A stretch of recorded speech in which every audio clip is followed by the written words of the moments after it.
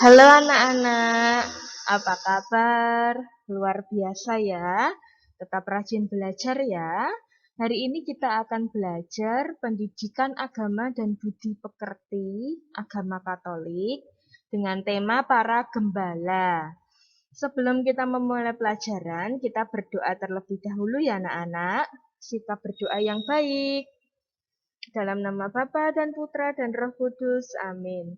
Salam Maria, penuh rahmat Tuhan sertamu. Terpujilah engkau di antara wanita, dan terpujilah buah tubuhmu Yesus.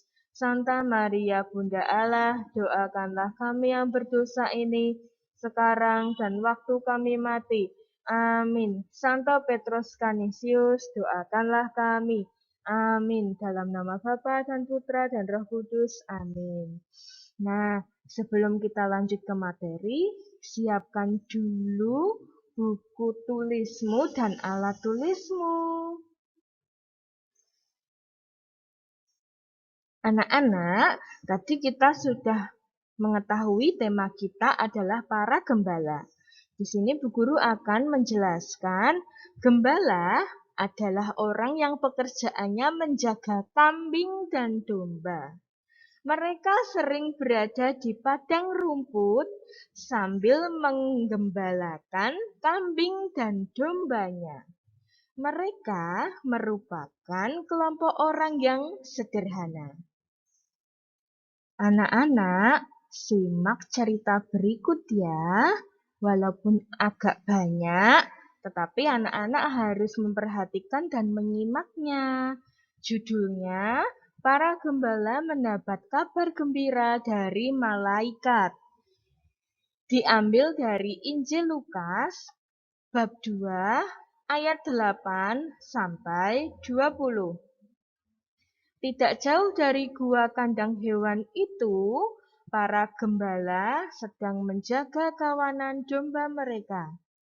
Tiba-tiba datanglah malaikat berdiri di dekat mereka, dan sinar terang meliputi mereka, sehingga mereka ketakutan. Lalu malaikat itu berkata, "Jangan takut, sebab sesungguhnya aku memberitakan kepadamu kesukaan besar untuk seluruh bangsa. Hari ini telah lahir bagimu juru selamat, yaitu Kristus Tuhan di kota Daud. Dan inilah tandanya bagimu. Kamu akan menjumpai seorang bayi dibungkus dengan kain lampin dan terbaring di dalam palungan." Seketika itu juga, tampaklah bala tentara surga memuliakan Tuhan, katanya, "Kemuliaan kepada Allah di tempat yang maha tinggi, dan damai sejahtera di bumi di antara manusia yang berkenan kepadanya." Setelah itu, para malaikat meninggalkan mereka dan kembali ke surga. Gembala-gembala itu berkata seorang kepada yang lain, "Marilah kita pergi ke Bethlehem untuk melihat apa yang terjadi di sana, seperti yang diberitahukan Tuhan kepada kita." Lalu mereka cepat-cepat berangkat dan menjumpai Maria dan Yusuf dan bayi itu yang sedang terbaring di dalam palungan. Dan ketika mereka melihatnya, mereka memberitahukan kepada semua orang apa yang telah dikatakan mereka tentang anak itu. Semua orang yang mendengarnya heran tentang apa yang dikatakan para gembala itu kepada mereka. Tetapi Maria menyimpan segala perkara itu di dalam hatinya dan merenungkannya. Maka kembalilah gembala-gembala itu sambil memuji dan memuliakan Allah, karena segala sesuatu yang mereka dengar dan lihat, semuanya sesuai dengan apa yang telah dikatakan kepada mereka. Anak-anak, dari cerita tadi, yang pertama kali menyambut Yesus adalah orang-orang yang sederhana. Orang-orang sederhana tadi yaitu para gembala. Merekalah yang mendapat kabar gembira dari malaikat bahwa juru selamat telah datang.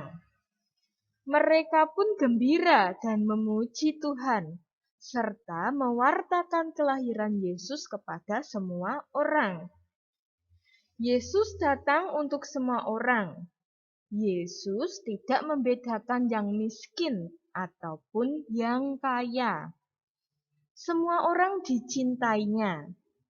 Karena itu, kita juga harus mencintai semua teman kita tanpa melihat teman kita itu kaya atau miskin. Justru kita harus lebih memperhatikan teman yang kekurangan, miskin, tidak mendapat perhatian, dan tersingkirkan. Anak-anak, ini tadi merupakan cerita mengenai para gembala tentang kelahiran Yesus.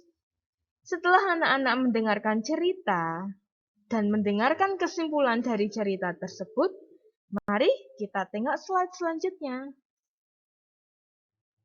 Anak-anak, tugasmu hari ini, tulislah soal di buku tulismu dan jawablah dengan menggunakan jawaban yang benar. Ada 10 soal ya anak-anak. Pertama, sebelum menulis soal, anak-anak menulis tanggalnya terlebih dahulu. Setelah itu, baru anak-anak menulis soalnya, kemudian dijawab dengan jawaban yang benar. Slide ini soal nomor 1 sampai nomor 5. Slide selanjutnya soal nomor 6 sampai nomor 10. Nah, jangan lupa nanti setelah selesai mengerjakan, difoto dan dikirimkan di grup. Ya, walaupun Bu Guru tidak menulis siapa yang belum mengirim, tetapi Bu Guru sudah menilai hasil pekerjaanmu. Semangat selalu ya anak-anak. Tuhan memberkati. Mari kita berdoa. Dalam nama Bapa dan Putra dan Roh Kudus. Amin. Kemuliaan kepada Bapa dan Putra dan Roh Kudus, seperti pada permulaan, sekarang, selalu, dan sepanjang segala abad. Amin. Santo Petrus Canisius, doakanlah kami. Amin. Dalam nama Bapa dan Putra dan Roh Kudus. Amin. Semangat selalu anak-anak. Tuhan memberkati.